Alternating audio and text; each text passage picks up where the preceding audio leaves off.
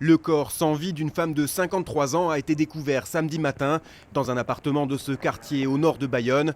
C'est son compagnon qui appelle la police, mais le cadavre est couvert d'ecchymoses sur le corps et au visage.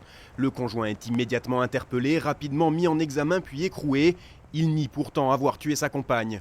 L'autopsie doit encore déterminer le lien entre les traces de coups et la mort de cette femme. Mais une information judiciaire a été ouverte hier pour violence habituelle ayant entraîné la mort d'un conjoint.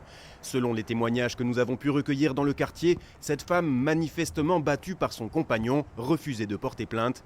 Une situation insupportable pour cette militante contre les féminicides. Il existe aujourd'hui énormément de femmes qui sont victimes de violences. On est à 219 000 femmes qui sont victimes de violences conjugales chaque année. On a uniquement 20% à peine qui portent plainte. C'est jamais une histoire d'amour dans ces cas-là, effectivement. C'est un processus de violence qui se met en place sur du long terme.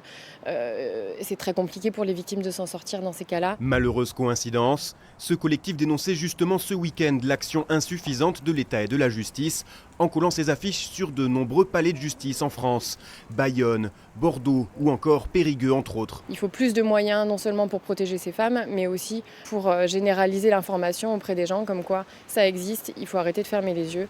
Si les faits sont avérés, ce pourrait bien être le 129e féminicide de l'année.